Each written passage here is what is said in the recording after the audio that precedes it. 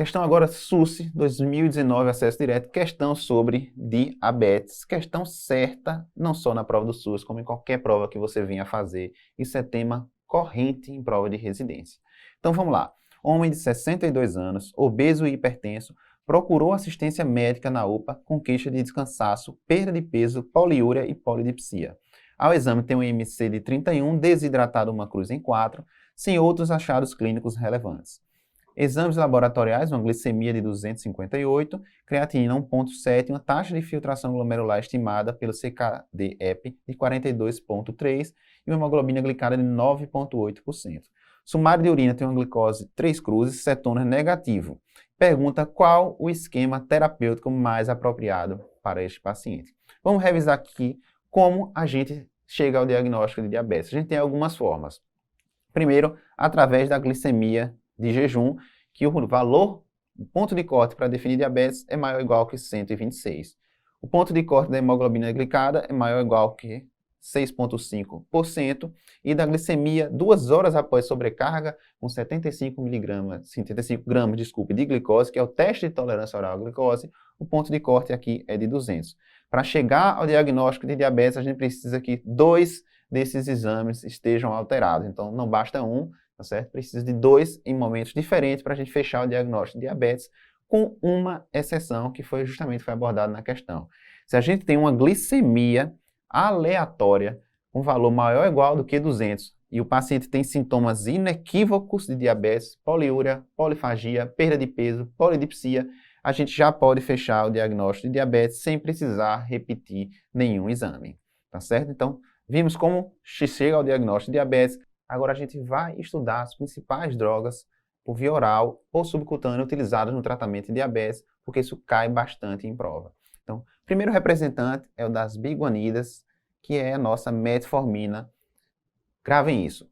Diabetes mellitus tipo 2, medicação que a gente tem que fazer sempre quando dá o diagnóstico de diabetes é metformina, a não ser que haja contraindicação. É a droga ainda de primeira escolha, é a droga mais conhecida, mais utilizada.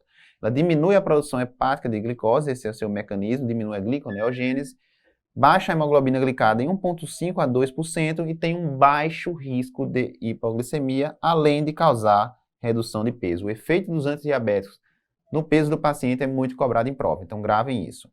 Sulfonilureia, representando são glibenclamida, glimepirida, glicazida, aumentam a secreção hepática de insulina não glicose dependentes, por isso tem um alto risco de hipoglicemia, e esse risco é maior quanto maior a meia-vida da droga, causa uma queda da hemoglobina glicada em média de 1,5% a 2% e aumentam o peso do paciente. Inibidor de DPP-4, que é uma enzima que degrada o GLP-1, cujos representantes são as gliptinas, aumentam a secreção pancreática de insulina, porém, como tem um asterisco aqui, glicose dependente, por isso tem um baixo risco de hipoglicemia e baixa um pouco também a hemoglobina glicada, 0,5 a 0,8 e tem um efeito neutro no peso.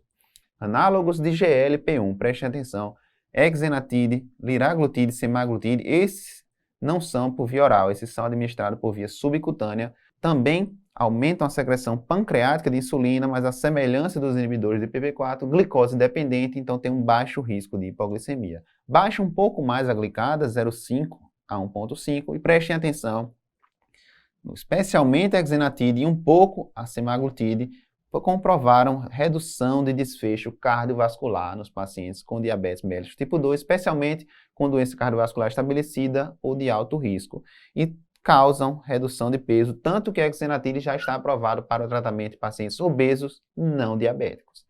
Inibidores de SGLT2 são as drogas da moda, as glifosinas, empaglifosina, dapaglifosina. Eles têm um efeito glicosúrico, eles inibem o cotransportador de glicose e sódio no túbulo proximal, então diminui a reabsorção de glicose no túbulo proximal renal, causando glicosúria. Tem uma queda discreta na hemoglobina glicada, tem um risco muito baixo de hipoglicemia e também mostraram-se redução de desfecho cardiovascular. Algumas dessas drogas reduziram até desfecho no paciente não diabético com insuficiência cardíaca de fração de ejeção reduzida, também reduzem o peso.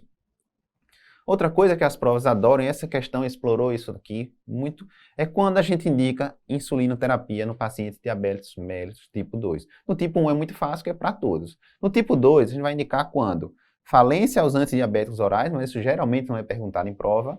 Prestem atenção, glicemia aleatória maior do que 300, especialmente se sintomas dessa hiperglicemia, perda de peso ou cetonúria, isso costuma aparecer em prova. Sintomas inequívocos de hiperglicemia, ou seja, polidipsia, polifagia, poliúria, tá certo? Perda de peso não intencional.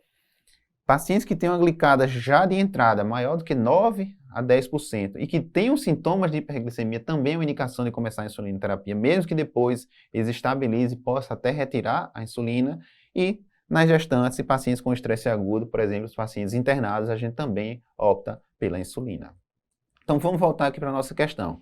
É um homem que não tinha o diagnóstico até então de diabetes, mas que, percebam, tem uma glicemia aleatória maior do que 200 e que tem sintomas inequívocos de diabetes, perda de peso, poliúria e polidipsia. Então esse paciente, de fato, tem diabetes mellitus tipo 2. Todo paciente com diabetes mellitus tipo 2, qual a droga que a gente escolhe, a menos que haja contraindicação? Metformina. Tá certo? Alguns podem perguntar, ora André, mas ele não tem um clearance de creatinina de 42, a contraindicação formal à metformina é um clearance menor do que 30, certo? Entre 30 e 45, os autores recomendam que você evite ou então use com parcimônia. Alguns autores recomendam uma dose máxima de 1 grama por dia, mas contraindicação mesmo é abaixo de 30. E como é a droga de primeira escolha, a gente vai sim fazer metformina com cuidado, com dose mais baixa do que a habitual, mas está indicado metformina. E como esse paciente, gente, tem uma hemoglobina glicada de 9,8 já de entrada e tem sintomas inequívocos de diabetes, a gente tem que começar a insulina já de cara para esse paciente. É por isso que a gente vai optar aqui, ó, pela nossa letra B, metformina mais insulina, por tudo que a gente comentou aqui. Resposta, letra B de bola.